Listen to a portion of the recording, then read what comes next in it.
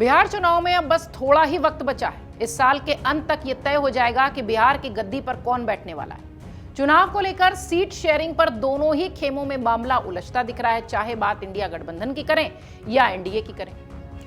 India गठबंधन की बात करें तो कांग्रेस और आरजेडी के बीच न केवल सीट शेयरिंग को लेकर पेंच फंसा है, बल्कि सीएम के चेहरे पर भी चुप्पी है कांग्रेस के खेमे में। और दूसरे खेमे की बात करें यानी एनडीए की, तो सीएम नीतीश के नेतृत्व में चुनाव लड़ा तो जा रहा है, लेकिन सीएम नीतीश आगे के सिनेमा में कितना एक्टिव होंगे ये अभी तक साफ नहीं है। इसी बीच इस तरह की खबर है कि सीएम नीतीश ने इस बार उन सीटों पर चुनाव लड़ने का प्लान बनाया है जिस पर पिछली बार पासवान और कुशवाहा वोटर्स ज्यादा थे और वहां पार्टी हार गई थी। जबकि बीजेपी लगातार कोशिश कर रही है कि बिहार में डिपेंडेंसी जेडीयू पर खत्म हो। बीजेपी खुद ही बिहार में अपना वजूद तलाशने में लगी है। वजूद से संदर्भ ऐसा कि वो एनडीए के गठबंधन के जो नेता हैं उनके बीच भी खुद को मजबूत स्थिति में दिखाना चाहती है, खास तौर से जेडीयू की तुलना में। एनडीए के सहयोगी केंद्रीय मंत्री और हिंदुस्तानी अवाम मोर्चा के अध्यक्ष जीतन राम मांझी पहले ही ऐलान कर चुके हैं कि वो 15 सीटों से कम पर बात नहीं बनाएंगे। 100 सीटों पर बीजेपी जो है चुनाव लड़ने की तैयारी में ही है। जेडीयू भी लगभग 100 सीटों पर ही चुनाव लड़ेगी। बिहार की हर विधानसभा सीट पर जीतन राम मांझी कह रहे हैं कि 10 से 15 हजार वोटर हमारे हैं। सीट शेयरिंग के लिहाज से अगर देखा जाए तो भीतर खाने एक दूसरे से खार खाए हुए बैठे हैं तमाम नेता, तमाम सहयोगी, तमाम जो छाते के नीचे वाले दल हैं। इसलिए सवाल यह उठता है कि इस बार सीट शेयरिंग को लेकर जो पैमाना है वो क्या रखा जाएगा। आपके पुराने 2019 वाले मामले या फिर आपके उम्मीदवारी का मामला। सहयोगियों को शायद इसी के स्तर पर वोटर के रुझानों के लिहाज से या यूं कहें कि 2019 में आई सीटों के लिहाज से ही उम्मीदवार और सीटों की बात कही जाएगी।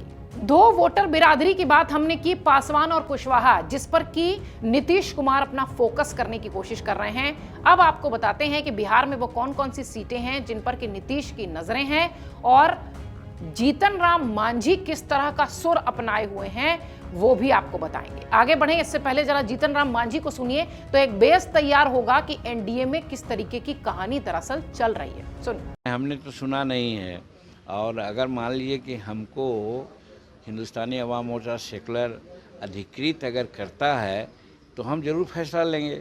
और ये फैसला में हमारा एक ही चीज़ है कि हम चाहते हैं कि हमारा हिंदुस्तानी अवाम मोर्चा सेकुलर हर हालत में मान्यता प्राप्त कर ले। अब मान्यता प्राप्त करने के लिए हमको 8 सीट विधानसभा में चाहिए या 6% वोट चाहिए टोटल वोट पोल का।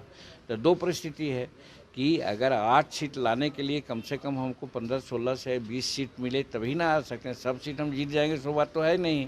तो अगर 60% स्कोरिंग सीट माना जाएगा तो भी अगर कहा जाएगा तो 15 सीट की बात आती है। 15 सीट हमको मिलेगा तो हम 8 सीट जीत जाएंगे। तो एक क्राइटेरिया है, और नहीं तो फिर हम भी 50 या 100 सीट पर लड़ेंगे। हर जगह हमारा 10,000, 15,000 हमारा वोटर्स है, जीत करके 6% हम वोट ले आएंगे, हम मान्यता प्राप्त कर लेंगे। तो चूँकि 10 वर्ष हमारा पार्टी का हो गया, अब हम निबंधित पार्टी रहने में अपने को अपमानित समझते हैं। इसलिए इस बार करो या मरो का हम लोग का ये मुद्दा है। जेडीयू ने अपनी 50 विधानसभा सीटों के लिए खास रणनीति बनाई है। इन सीटों को जीतने के लिए पार्टी ने सभी पदाधिकारियों और प्रकोष्ठों को एक बड़ी जिम्मेदारी सौंपी है। इनमें से अधिक जो लोग हैं या अधिकतर जो संख्या है वो सीटें हैं जहां पर पिछली बार यानी इसके पहले वाले चुनाव में उम्मीदवारों की साजिश और भीतरघात से हार हुई थी। पार्टी ने कई स्तरों पर समीक्षा के बाद इन सीटों की पहचान की। 2020 के विधानसभा चुनाव में जेडीयू के लिए अपने ही पुराने सहयोगी चिराग पासवान की एलजेपी और उपेंद्र कुशवाहा की राष्ट्रीय लोक जनशक्ति पार्टी ने कई सीटों पर हार का रास्ता प्रशस्त किया है। दोनों ने जेडीयू के आधार वोट में सेंधमारी की थी। इससे जेडीयू को नुकसान भी हुआ था अगर आपको ध्यान होगा तो, और ऐसी सीटों की संख्या 40 से ज्यादा है। इस समय बदली परिस्थिति में चिराग पासवान और उपेंद्र कुशवाहा दोनों जेडीयू के सहयोगी दल हैं और एनडीए के घटक दल भी। ऐसे में आधार वोट में सेंधमारी का तो खतरा नहीं है, लेकिन हाँ, इन सीटों पर पुराने सहयोगियों के बागी होकर मैदान में उतरने का खतरा जरूर है। लिहाजा पार्टी इनके लिए अपने स्तर पर कोई कोताही नहीं करना चाहती, इसलिए नई प्लानिंग जेडीयू ने इन सीटों के लिए बनाई। पिछले दिनों पार्टी के राष्ट्रीय अध्यक्ष संजय झा और प्रदेश के अध्यक्ष उमेश कुशवाहा ने संगठन की बैठक में सभी सीटों को लेकर प्रदेश के पदाधिकारियों को टास्क दिया था। इसके बाद प्रदेश कमेटी ने उन सीटों की पहचान शुरू की। पार्टी ने हर बूथ पर 10-10 लोगों को तैयार किया और अपने इसी तरीके की जो योजना थी इस पर काम किया और इसमें विस्तार हुआ। पार्टी का यह भी दावा है कि हर बूथ पर उसने लक्ष्य से अधिक लोग तैयार किए और हर प्रकोष्ठ की अपनी तैयारी है ताकि एनडीए की जीत इन सीटों पर सुनिश्चित हो जाए।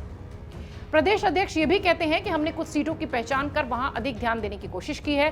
पार्टी कार्यकर्ताओं को कई जिम्मेदारी दी गई है। बूथ मैनेजमेंट पर सर्वाधिक ध्यान दिया गया है। बूथ के हर लोगों से संपर्क हो रहा है। पार्टी कार्यकर्ताओं को मतदाताओं से बेहतर समन्वय स्थापित करने का काम भी करने के लिए कहा गया है। ये तैयारी है जेडीयू की उन सीटों के लिए जहां पर कुशवाहा और पासवान वोटर्स ज्यादा हैं। और पिछले चुनाव की तुलना में देखें तो लगभग 40 सीटें ऐसी हैं जहां पर भीतरघात से जेडीयू को भारी नुकसान हुआ था और इसका अंदाजा इस बार वो चुनाव की तारीखों के ऐलान से पहले ही लगा चुके हैं और उस पर बूथ मैनेजमेंट के साथ बड़े काम शुरू कर दिए गए हैं। तो निश्चित तौर पर एनडीए या यूं कहें कि एनडीए के सबसे मजबूत दावेदार नीतीश कुमार इस वक्त इस तैयारी में हैं कि पासवान और कुशवाहा वोटर्स को कैसे अपने पक्ष में किया जाए। नई स्ट्रैटेजी बिहार में जेडीयू ने इन खास वोटर्स के लिए बनाई है।